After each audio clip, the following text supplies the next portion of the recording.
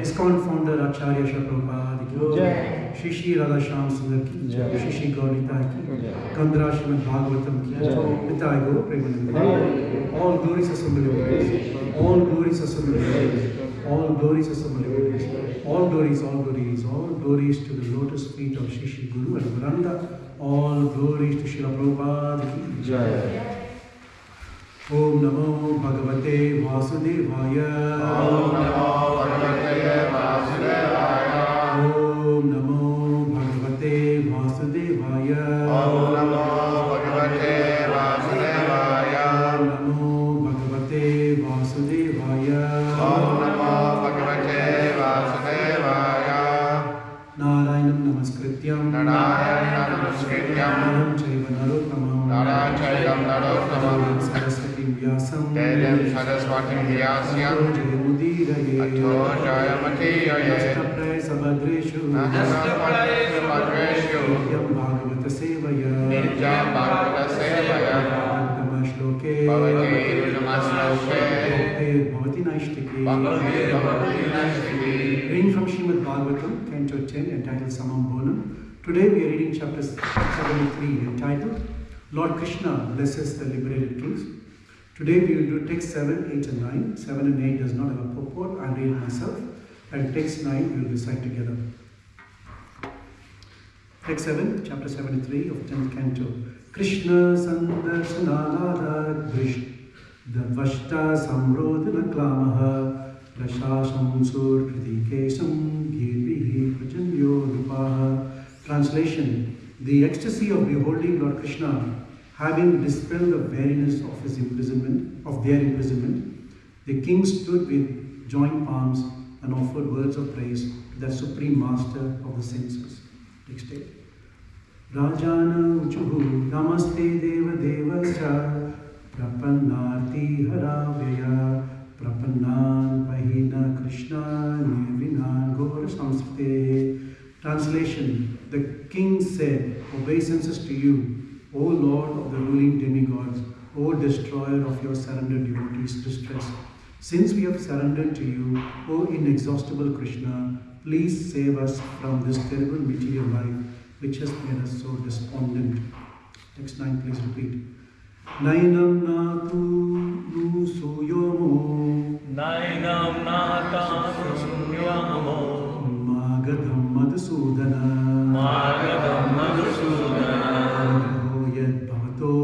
Anugraho yad bhavato Yam Raja Chaturvigo Rajnam Raja Chaturvigo Nainam Natan Suyamo Nainam nata sunyamo Magadham Madhusudana Magadam madhusudana Anugraho yad bhavato Anugraho yad bhavato Yam Raja Chaturvigo Rajnam Raja Chaturvigo Nainam Natan Suyamo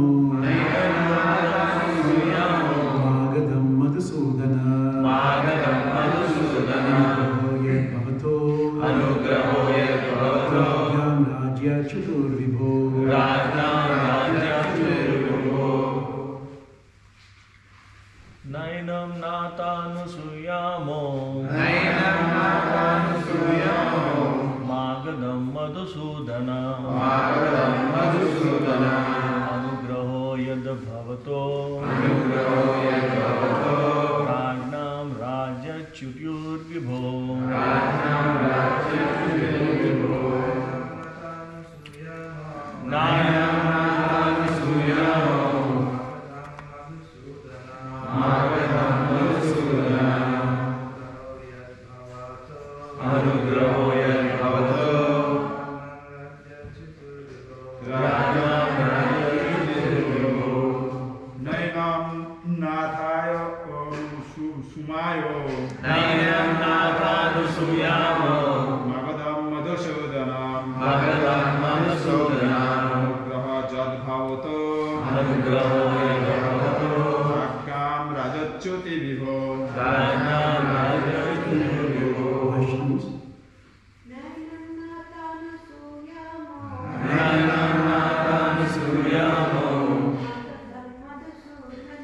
Magadam madhusudana Anugraho yad bhavato Rajnam Raja Chaturvibho Nainam Natanu Suyamo Magadham Madhusudana Anugraho yad bhavato Rajnam Raja Chaturvigo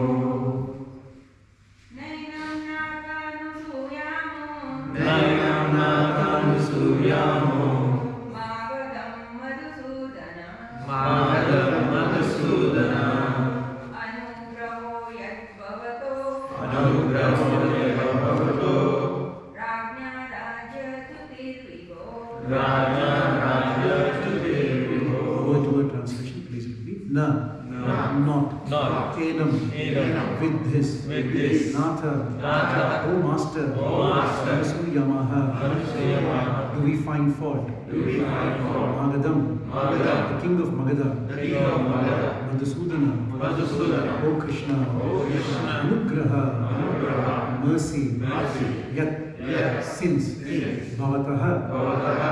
your, Your. Rajna, Rajna. of kings, Of kings. Rajya, Rajya. from their dominion, From their dominion. Chutiha, Yajna. the falling, The falling. Vibho, Vibho. O Almighty One. Almighty God. Translation and purport by the followers of His Divine Grace, Abhay Charanavinda Bhakti Vedanta Swami Srila Prabhupada Ki Jai. Translation, please repeat. O Master, O Master. Madhusudana, Madhusudana. we do not blame We do not like this king of Magadha, this king of Magadha, since it is actually since it is actually by your mercy by your mercy the kings fall the king from fall their royal position. from their royal position. O Almighty Lord. O Almighty Lord. It is significant that upon seeing Lord Krishna and thus becoming purified of their sins, the kings did not feel any mundane hatred or bitterness toward Jarasandha, who had imprisoned them. Simply by seeing Lord Krishna, the kings came to the position of Krishna consciousness and spoke these verses, which show deep spiritual wisdom.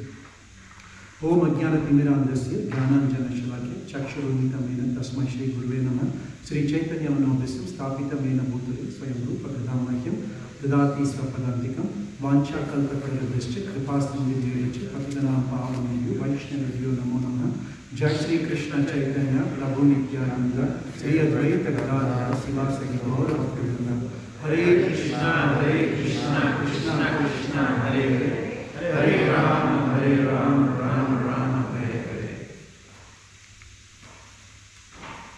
Krishna Vasudevaya Devaki Nandana Nanda Gopa Kumarana. Hare Krishna. Hare Krishna. So we saw a new chapter yesterday, chapter 73, entitled Lord Krishna Blesses the Liberated Kings. So we know that Bhagavad Gita was spoken 5,000 years ago, the battlefield of Kurukshetra. And of the 700 verses spoken in the entire Bhagavad Gita, Krishna spoke 574 verses. And the subject matter, what Prabhupada explains in the introduction to Bhagavad Gita, there are 5 subject matters. One is Ishvara, second is Jiva, third is Prakriti, 4 is Kala, and the 5th is Karma. And the first 4, which is Ishvara, Jiva, Prakriti and Kala, they are eternal. And they don't change. Whereas karma is not eternal, it can be changed. Now one may question, Prakriti, Krishna says, is Dukkalima Shashvata, which means it's temporary. Then how can Prakriti become eternal, unchangeable? Because Prakriti can either be manifested or unmanifested. Right. What we are right now seeing is manifested, we are all here, but it can also be unmanifested, which is in the belly of Mahavishnu. But Prakriti is always present, the external energy of Krishna.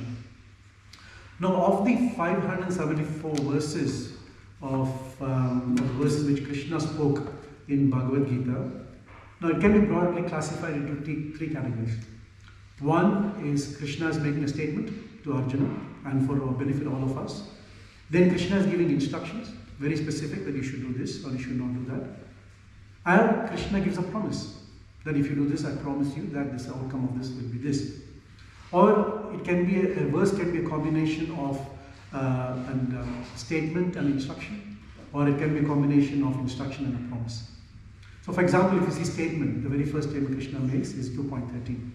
Dehi nasmita dehe kaumaram yavanam jara tata dehanta. That's the first statement Krishna makes, which is about the soul, the journey of the soul from one body to the other, just like how we change from childhood to boyhood to youth and old age. So similarly, the soul of the journey, that's a statement. Now if you look at the instruction, the very first instruction is 2.14. Matra spashastu kaunteya shitoshna sukha dukkada agama payam ristya stam kadishya. Very first instruction, the most important instruction is happiness and distress in the material world are like the appearance and disappearance of winter and summer seasons. We have to tolerate. Right now it's winter, so we just have to tolerate. We wear jackets and put on the heater, we have to tolerate. And summer we do the same thing. So similarly, happiness and distress will come. And Krishna is giving us instruction that we have to tolerate them. And then the promise is, Krishna also gives promises. Like for example, Janma karma cha me divyam evam yo veti tatvatah tattva deham punarjanma naiti mameti so Arjuna. So what is Krishna saying? If you understand the transcendental nature of my activities and the birth, upon leaving this body, you will not return. That's a promise Krishna is giving. So like that, Krishna classifies his 574 words into these 3 categories broadly. And when you look at the instruction which Krishna gives in Bhagavad Gita, there are many instructions he gives, but mainly if you classify them, he talks about tolerance. One has to be tolerant in different circumstances. One has to maintain equanimity. In different situations and amongst different people, one has to have equanimity. And then, most importantly, Krishna talks about renunciation or detachment from material sense objects and material world. And then, of course, the most important is complete surrender to Krishna. Now, I was just doing some study on this renunciation and detachment part. And of all the 574 verses Krishna spoken, Krishna touched on the subject, this renunciation or detachment or the science of letting go. In almost 160 to 170 verses of the 574, he's touched on it. On top of that, Prabhupada, of course, in his purport, has explained in other different verses also. Just shows the importance of renunciation or detachment in the life of a human being. The science of letting go. Yes, Krishna is making very prominent in Bhagavad Gita. And so much so that the last chapter of Bhagavad Gita, 18th chapter, is called the perfection of renunciation. Just emphasizing the importance of that. Now, Arjuna, by the time the 18th chapter comes, Arjuna is very confused. He's asking many questions, but at one particular subject matter, he's very confused. So he's asking Krishna 2 questions. He's asking Sannyasa Mahabhaho Tattvam Ichchami Veditum Tyagasya Krishikesha Pratakkeshi Nidusana. So Arjuna asking 2 questions. Krishna, please explain to me what is the purpose of renunciation. You have elaborated renunciation so many times. You have asked us to be detached. You are asking us to let go of things. What is the purpose of doing it? And he's asking, what does the renounced order of life mean? What does the sannyasi mean? Because it's important why this question is being asked. As far as Arjuna is concerned, Arjuna is Kshatriya. You know, Kshatriya's main occupation is protecting the citizens of their kingdom and upholding dharma in the kingdom to make sure everybody is following the right dharma. And on top of that, he's also Grahastha. He has a few wives, he has children, and therefore, he has to maintain family. So when Krishna talks about renunciation and detachment, there's obviously a confusion in the mind. I've got all these occupational duties, so dharma, and then Krishna's emphasizing detachment. What does that mean? Am I just dropping everything and going away and not performing my worldly duties? How does that work? And so he's asking a question on behalf of us. Because this is a common confusion, especially in India where, those Hindus, when we talk about taking spiritual life in the early days, the first thing, why are you doing this? You have to study, you have to work, you have to earn money, and later stage when you retire, that's when you take up spiritual life. That's when you really renounced. Why would you take up now? In fact, when I said that I want to take up Krishna consciousness, there was a general apprehension. That means you're becoming sannyasi, you're leaving your wife? No, I'm not doing anything of that. So there is a general confusion in the mind. So Krishna's clarifying it on our behalf. So Krishna says that the renounced order of life, sannyasi, means not giving up your activities and simply going away somewhere, not the escapism which we think. But the actual understanding of sannyas, renounced order of life, means giving up the activities that are based on material desires. So giving up activities that are based on material desire is the real sannyas. And what is renunciation, detachment mean? Krishna says, detachment means giving up the results of all those activities. So we can be in any ashrama, any varna we can be. We can be a brahmachari, we can be grahastha, we can be vanaprastha, or we can be a kshatriya and brahmana. Of course, in Kali Yuga, everybody is shudra. But the point is that anybody can be completely detached and can be a sannyas by following these instructions of Krishna. And Krishna elaborates on this detachment and sacrifice. What does it mean? Like, how do you actually implement in your life? That comes from 3 things. One is yajna, sacrifice. That is dhana, which is charity, and tapaha, which is austerity. So these 3 things, acts of sacrifice, charity, and penance, austerity, are never to be given up. They must be performed in all circumstances, because Krishna says they purify the soul. So the whole point is that this mechanism of detachment, of letting go of things which we are holding on very tightly for lifetime and lifetime. So we are holding on to many things for lifetime, and Krishna says, it's about time now, you are in the human body of life, you need to let go. So of course Krishna has explained about detachment, he's explained about sacrifice, austerity and charity and so forth. But then there is some element missing in this. You know, if somebody just detaches himself, do they become perfect? If somebody performs charity, do they become perfect? If somebody does sacrifice, do they become perfect? There's an element missing there. That element Krishna introduces, he talks about in chapter 9, verse 27. It's a very important verse which encompasses all our activities. That is an instruction given to us. Because anything we do, this is a go-to verse. And then we have to refer, are we doing this according to instruction or are we doing against instruction of Krishna? That is the barometer for us. And the understanding whether this process of detachment is happening with us or not. It's a very important verse. Yad karosi yad adnashi yad juhosi dadasi yad tapasyasya kamanteya tad kurusasya madarpanam. It's a very, very important verse. Which is, Krishna says, whatever you do, the very first line, whatever you do, that itself covers everything. Whatever you do, whether you're talking, you're working, you're eating, that itself covers everything. Whatever you do. But also he says, specifies, whatever you eat, whatever you offer or give away, whatever you give in charity, or even when you perform austerity, you perform that as an offering to me, Krishna says. And unless that activity is performed as an offering to Krishna, that activity is incomplete, and it means that we are not fully detached. So the reason I'm saying all of this is when we look at Jarasandha, for example, in the previous chapter we read about Jarasandha. He was a very powerful king. He was the king of Magadha. And but the one quality he had was that he was very charitable, especially towards Brahmanas. And he also performed sacrifices, he performed austerity. He was a very powerful king, very powerful, very rich. But on top of that, he was willing to give away anything to Brahmanas. But, see, giving charity to Brahmanas is a very glorious thing. Right? In fact, Krishna, who's called Govinda, he is very dear to the Brahmanas. And if someone gives charity to Brahmanas, Krishna becomes very pleased. Now Jarasandha is willing to do anything for Brahmanas. So Krishna should be very pleased. Oh, look at this, this living entity is looking after those Brahmanas very dear to me, so he's very good. But that is not the case. Now Krishna's come here to kill Jarasandha, not to glorify him. Of course, mercy is always there, but to kill Jarasandha. Because Jarasandha, even though he's very charitable, he does all of that, he is not fully detached.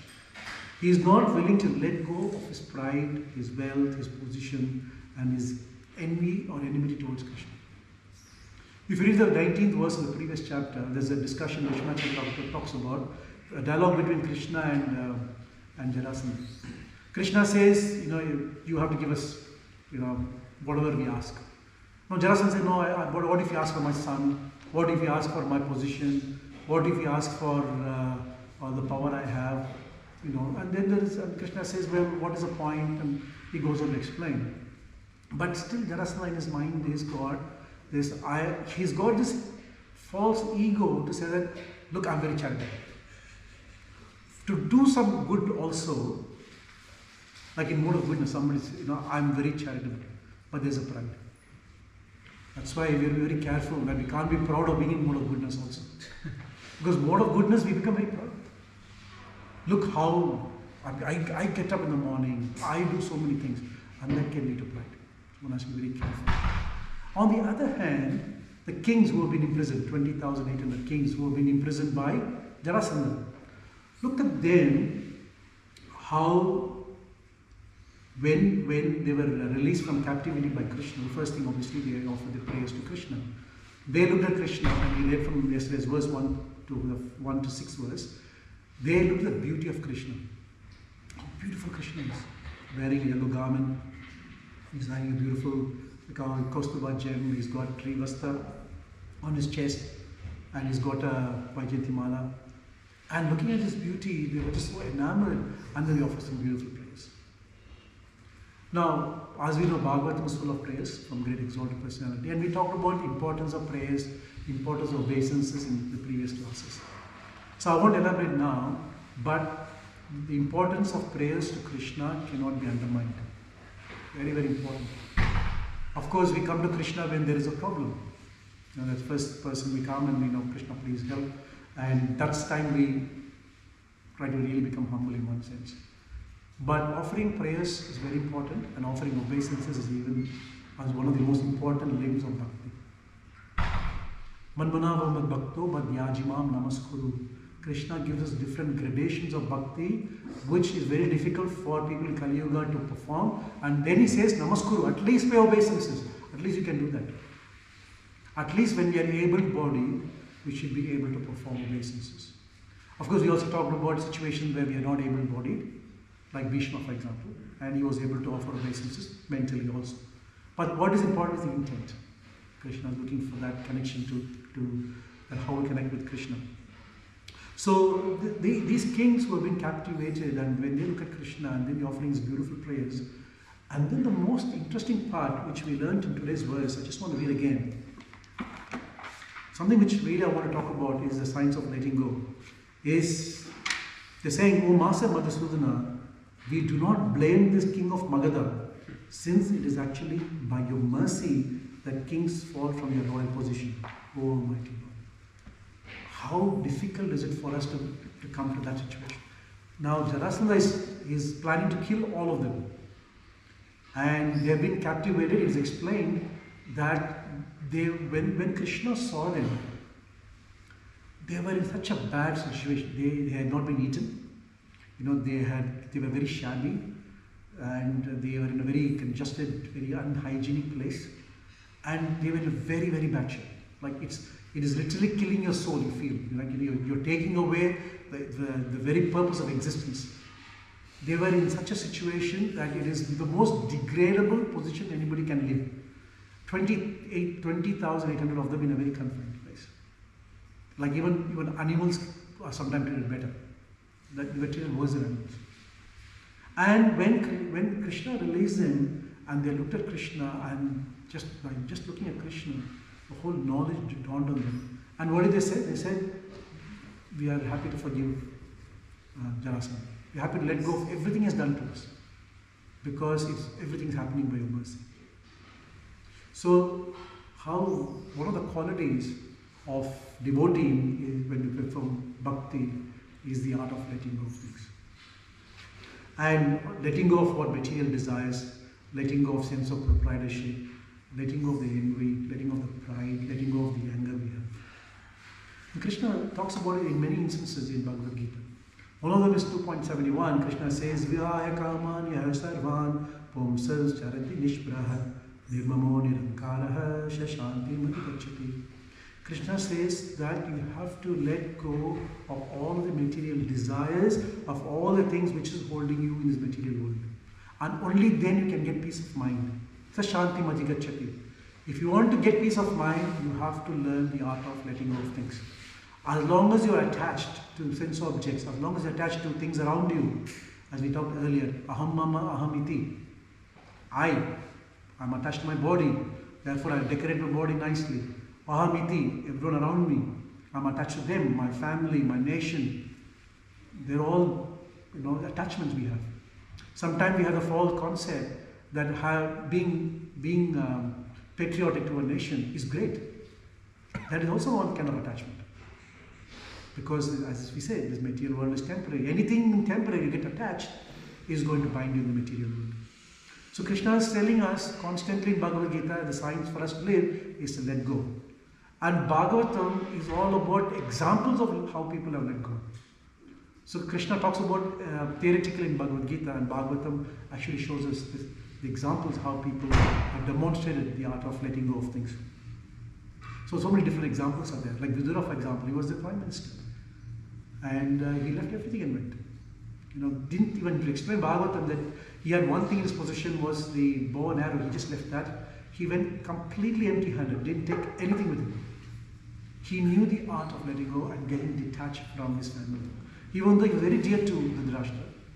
But when the time came, he was able to do that. And he was not disturbed. So there are so many such instances we have. So letting go in bhakti or detaching yourself does not mean that we abandon responsibilities or relationships. There's a common confusion about detachment from family. That means I have to completely cut all my relationship with them. It's not. Your affection is there, you have to be affectionate, you have to perform your duty, everything is there. But detachment means that you are not overly attached in the sense that when the time comes, you are able to cut away from that.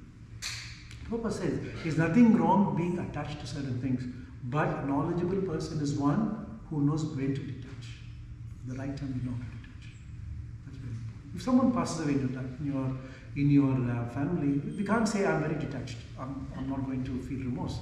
Of course we'll feel remorse, of course we will feel affected, but we don't dwell on it too much. We detach ourselves very quickly.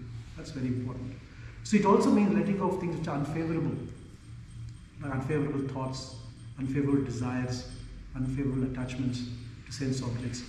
Unfavorable to what? Anything which takes away from serving Krishna and loving Krishna.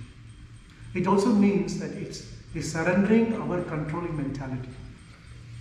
Why are we here? We are here because of our controlling mentality. So we have to surrender our controlling mentality and also surrender expectations and completely depend on Krishna with faith. And that is only possible when we have the right knowledge. The material knowledge which we learn from school and college and university, that knowledge we get actually help, they force us to get attached to things. It's the exact opposite. They don't want us to let go. They are forcing us to get attached. But this knowledge we're talking is the spiritual knowledge, which is only possible for us to get detached. And this knowledge, the spiritual knowledge we get, is only possible when we take up the process of bhakti. Any other process will not give you the right knowledge for you to get detached. Explained in Srimad Bhagavatam, Vasudeva Bhagavati Bhakti Yoga Prayojita. If you perform bhakti toward Vasudeva, what will happen? Two things will happen simultaneously. You don't have to do any extra endeavor. Two things will happen simultaneously. One is Janayati Ashru Vairagyam, Jnanam cha Ahitiki. Vairagyam means detachment, the art of letting go, and Jnana, the knowledge. The knowledge and detachment is happening simultaneously. When Arjuna asked Krishna, he said, this Chanchalahi Mana Krishna, this mind is very turbulent. How do I control it? Krishna gave two things. One is Abhyasa and Vairagya. Practice and detachment. Detachment. Why is Krishna introducing detachment there? The art of letting go. And that's why we're reading the kings, even though they're such kingly order, they can say, thank you for releasing us, Krishna. When can we go back to our kingdom? And we all want to go and, 20,000 of us want to attack Darasandha, that's our first motive. The first thing, they were immediately detached. We are letting go of all of our position, our pride, and most importantly, our anger towards Darasandha. This is the art of letting go. And this detachment we talk about is detaching yourself from identification with the body. Detachment from everything, the extended body, and most importantly, detaching yourself from the anarthas, pride, anger, and so forth. Have you ever heard in Bhagavatam that there is a proud devotee, or an angry devotee, or an envious devotee? There is no such concept. There is a devotee who is very angry. Of course, we can use anger for devotion purposes, but those who can control it. Hanuman can control it. We are not in a position like that, so we can't emulate. So there is no concept of envious devotee. There is no concept of proud devotee. If you are proud, you are not a devotee. If you are angry, you are not a devotee. Simple as that.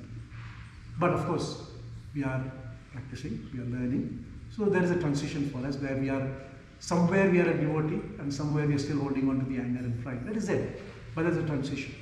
But when you are fixed as a devotee, when you qualify as a proper devotee, then there is no concept of being in anger or envious and so forth. And so,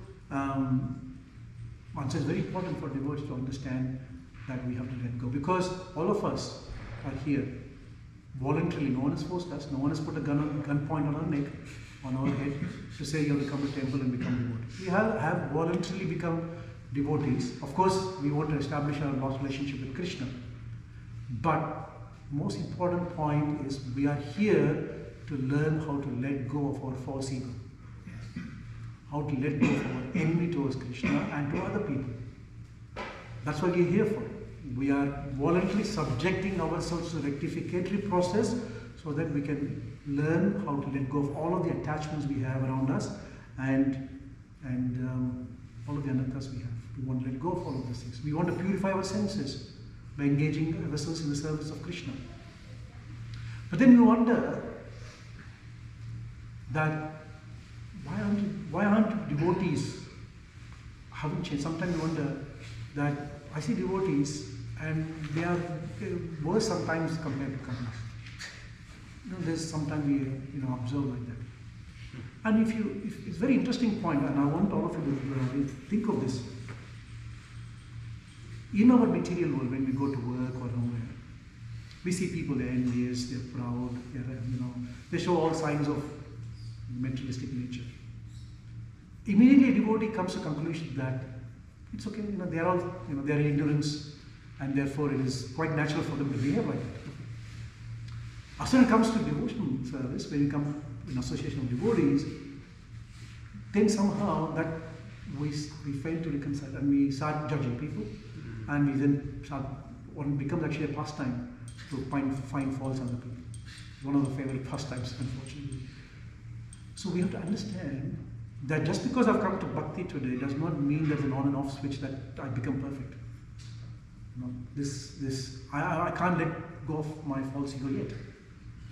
I have not let go of my false ego for millions of years, and how do I expect to let go of my false ego in this lifetime unless I continuously perform devotion service? But at some stage I will get it. But to judge someone and say, look, this person is not doing, or look, passing certain comments on someone because of their situation is sort of unfair. Because there is a false expectation that devotee should have a certain standard, which is correct. Devotee should have very high standards. No doubt about it. But not everybody is in that way. Everybody has their own journey in devotion service. Kings of those 20,000 kings, look at them. They're saying we're forgiven Dharasana. Are we in a position to do that? If we are, very good, but I don't think we are there yet. At least I'm talking about myself. If someone harms me, there is a grudge in me, or somewhat that there's ill feeling that this person has done something to me. Even externally, I might say, I forgive you, I'm okay. Which we talked about, if you remember, the patience and tolerance and forbearance. I might exercise some patience, but the time comes, I'm ready to attack. Or I might have some tolerance, okay, that's fine, I have to. But internally there is this thing going in me, which is bothering me all the time. To get to that state, it requires a lot of spiritual practice. It requires some maturity. And it requires, the most important is, we have to start letting go of things. We have to start somewhere, because we have come here to this platform to let go of false ego. There is no point in holding on to it. It is silly, it seems sometimes, that, for example, that I want to give Gauranya Prabhu $1,000. That's a very good smile. But I'm holding on to it. No, I'm not giving you. But he said, you're committed to doing it voluntarily. But I'm just holding on to it. Because the same way, we have come in front of Krishna. I want to shed my false ego. I want to give away everything. But I'm holding on to it very tight. It doesn't make sense. So we have to start understanding, what is Krishna telling us here? What are these examples in Bhagavatam telling us? What is it? How can I incorporate in my life? So devotees sometimes find it very difficult, because there is a deep-rooted identification of myself. Sometimes we see that we identify ourselves with the service we do, or the position we have. Sometimes we crave for recognition. We crave for sometimes we think of superiority, like that I'm a senior devotee, and that sometimes that can lead to, not sometimes, most instances leads to envy also. There's a story. There's actually Bhakti Saraswati Thakur. He had a disciple, and this disciple was quite knowledgeable. He was very pakka in Shastra, very pakka in his service, and he was leading a temple, and he was doing many services, and so much so that he started becoming very proud. Look how great I am, that my spiritual master has given me so many different opportunities, and he's given me such recognition, he's given me his position, and so forth. And Bhaktisiddhanta Thakur noticed that this tendency is starting to become actually unfavorable for him, because he was becoming very proud. So proud that he was starting to actually criticize other devotees. Even though other devotees were giving him some good suggestions, this person was so arrogant and so proud that he would just simply reject. This is what I'm going to do. And he started to show some signs of envy, arrogance, pride, and everything.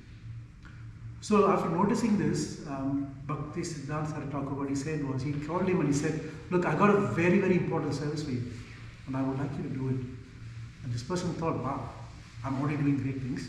Now he's going to give me more great things. I'm going to become greater. I'm going to become more popular. He said to him, I would like you every morning take all of the used clothes of the brahmacharis and go and wash them yourself. I want you to go to all the toilets and wash it yourself. It's a complete shock to him. What? I'm managing temples, I'm doing all of this, and really, my spiritual master asked me to wash clothes of somebody else. But he had faith in his spiritual master. He said, okay, maybe I should do something. He did it every single day, continued to do it for months, and then finally it dawned upon him. He actually started feeling lighter and lighter and lighter. Why? He started letting go of his pride. He started letting go of his identity as being a senior devotee and being so popular.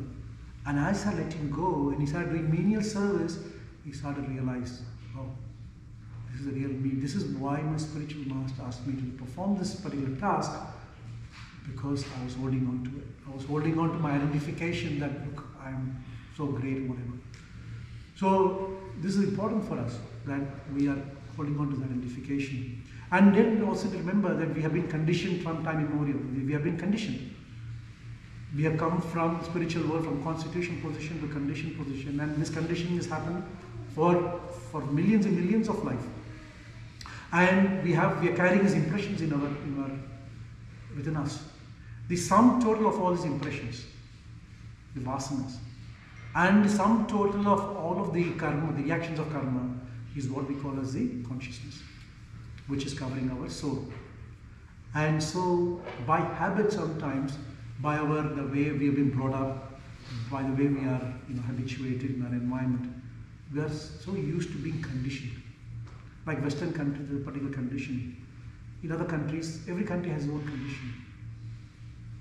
Even within a particular family, a child is brought up in a particular way, and the child is conditioned by that. I'll give you an example. Raghunath Goswami was born in a very, very rich family. Very rich parents, a very, very rich father was, in those days we can say it's millionaire.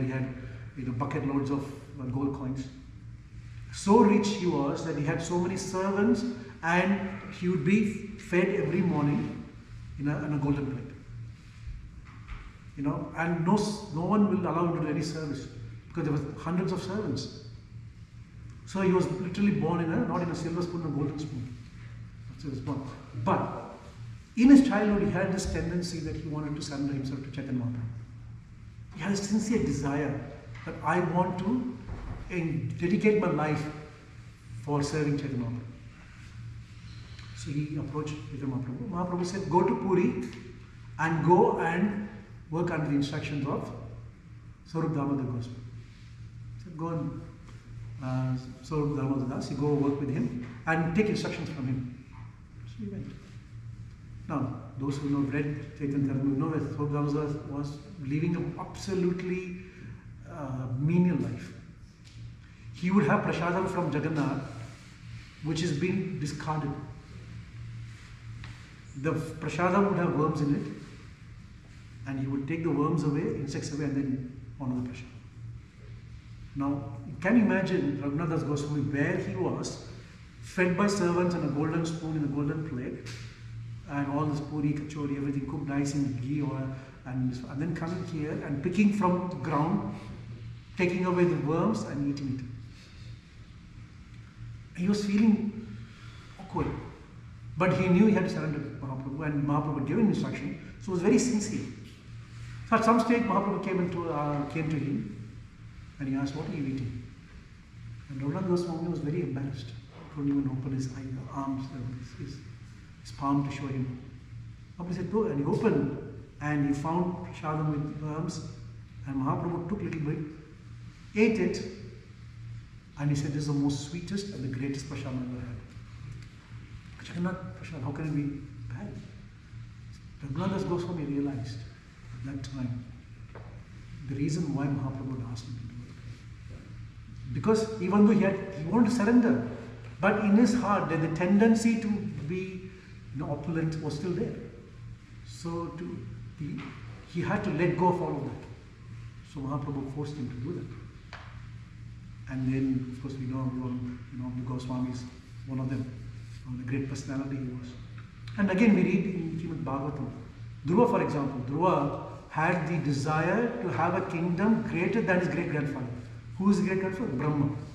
Brahma he owns the entire 14 paradise systems, and Dhruva wanted to have a kingdom greater than that of Brahma. That was his desire, and he performed severe austerity for 6 months. The last month he had withdrawn his breathing so much so that there was no air in this universe, and all the demigods were panicking. That is the severity of his austerity to gain a kingdom greater than Lord Brahma. When the Lord came, what did Dhruva say? Nothing. He just couldn't say anything. He was dumbstruck. What do I say? But such beautiful opulence, Lord in front of him. The Lord placed a conch shell on Dhruva's head. Immediately the entire desire he had to let go. Just everything vanished. And said, "I don't want anything." As we know the famous verse, I was looking for, diamond, broken piece of glass. So I was looking for broken piece of glass and you've given me a diamond. Bhakti towards you. What did Lord Vishnu say? "Okay, thank you." He actually gave him a kingdom. Why? Because if there is any little desire left in you, I don't want it to be still left. But that there's a difference between previous and after. Before placing the conch shell on Dhruva had an attachment that I want this. I want to show my father what great I am. So he was holding on to it. But after putting the conch shell, he still had the kingdom, but the difference was the detachment. So that's a science we have to understand. And the most important part for us as practicing devotees is that we struggle to let go for false ego or for anarthas because of our imperfect sadhana. Now, imperfect sadhana is obviously a bigger subject. We're talking about inattentive chanting, lazy and not being enthusiastic, and most importantly, committing Vaishnava Aparadha. These are things which will hamper us. Because if someone tells you something, immediately we get agitated. How can you talk to me like that? So that's our inner things coming out. Automatically comes out. So this process of letting go is important for us to, and by practice, it comes from practice, constant practice. And most importantly, that this practice comes by humble service. The service which we do, which humbles us, is more important. So choose a service which actually humbles you. And see the difference, how it takes us. And there is also a danger of the subtle enjoyment. The subtle devotional enjoyment is worse than material enjoyment.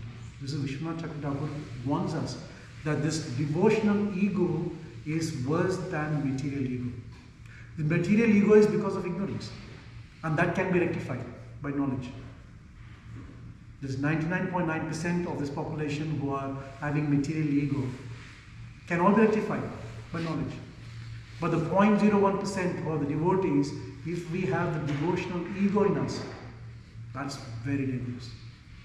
As they say, it is easy to wake up a sleeping person, but very difficult to wake up a person who's pretending to sleep. You can't wake the person up. So similarly, this devotional ego, we have to be very careful. This I'm so and so, and I'm doing this service. Got to be careful. So how do we fix it? Very simple. Prabhupada explains that we have to associate with advanced devotees. Who are those advanced? How do we know advanced devotees? I'm doing 30 years for me. I'm 35 years. No, devotees who actually practice what they preach. Can you see that in practice? Can you see them walking the talk? Very important. Mahaprabhu himself did that. Krishna did the talk. Everybody's confused. What does surrender mean? What does detachment mean? We don't understand. He told us. Mahaprabhu came. This is how you detach yourself. Next day of his wedding, second marriage he got. So next day he left. Sannyas. To show, look at this is detachment. I'm letting go of everything. And surrender process. He showed how to surrender. So very important. And of course, as I said, service. We have to serve with humility. Also take up a service which humbles us. And most importantly, we have to sincerely pray to Krishna. One thing I would want to say is, as devotees, we have to be very honest. Sometimes we all have a two-faced life. Two-faced life outside, like I'm giving Bhagavatam class nice here.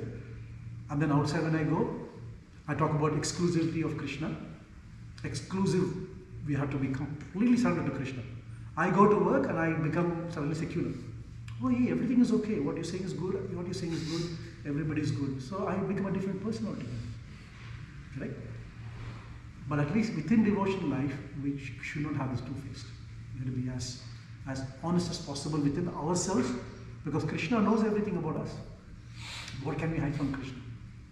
He knows everything.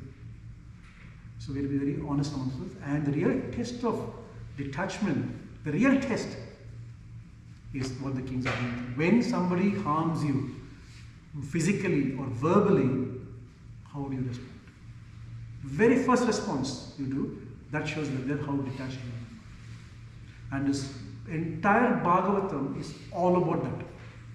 It's all about problems, how people have encountered problems and how they respond. Starts with Parikshit Maharaj. Made a mistake. Put a snake on the neck of the Brahmana.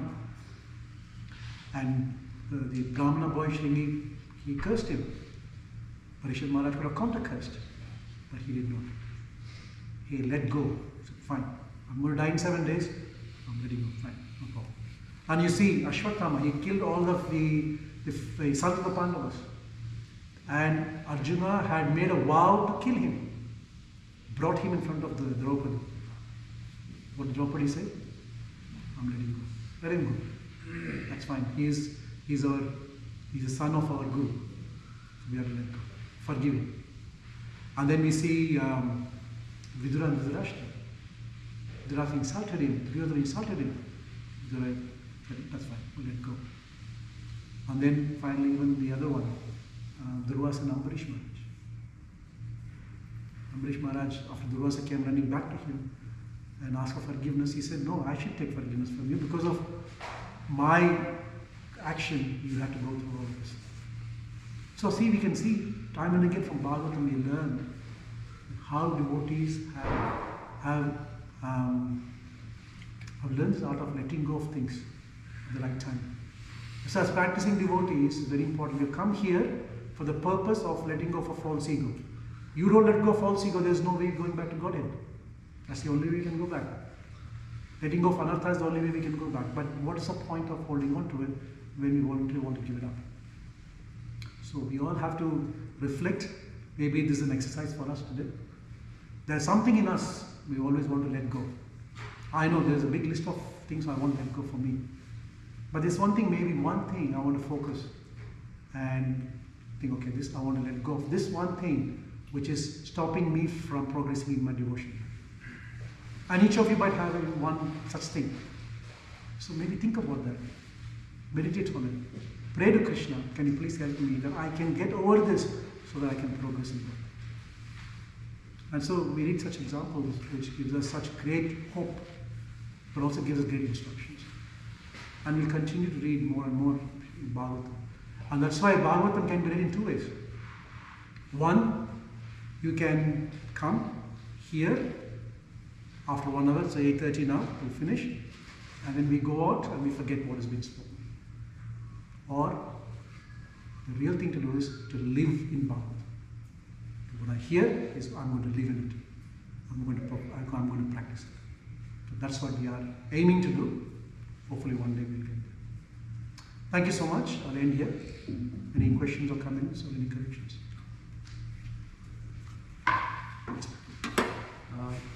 story of Jarasandha and King Somagas, and how these kings became humble and forgive. So, if you see in this case of if both are devotees, like Jarasandha is devotee, and these kings also devotees, so kings can be already humbled, so they will forgive by their nature.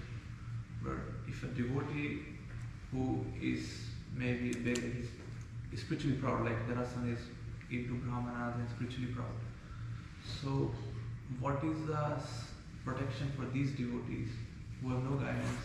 Because we don't want to kill like Krishna killed. We can't do that.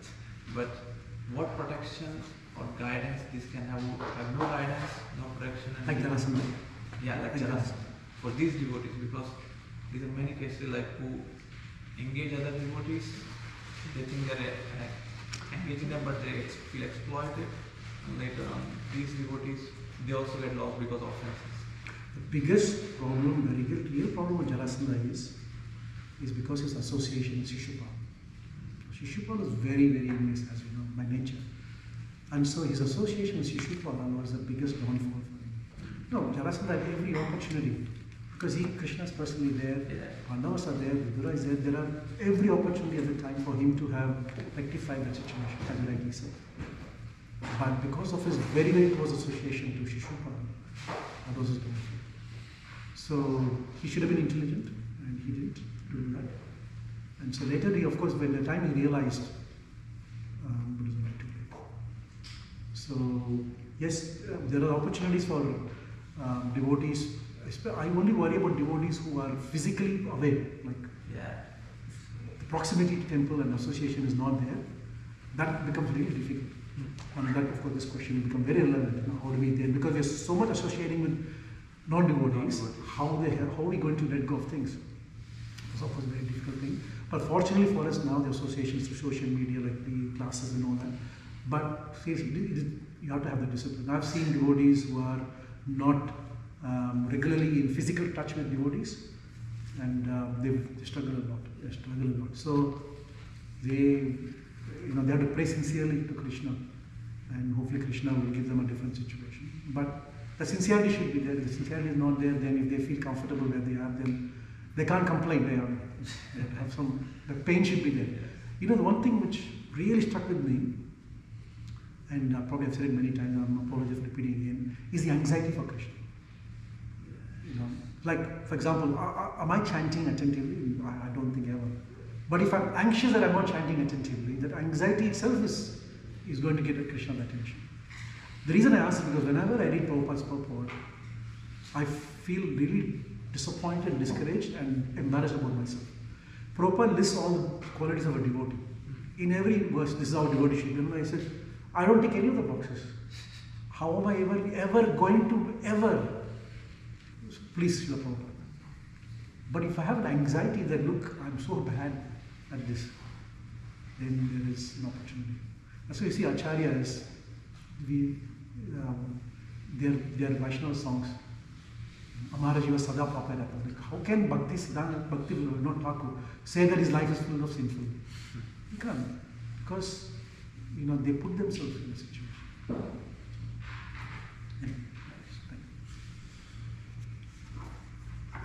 All right. Thank you so much. Kanza Srimad Bhagavatam ki Jai. Prabhupada ki Jai.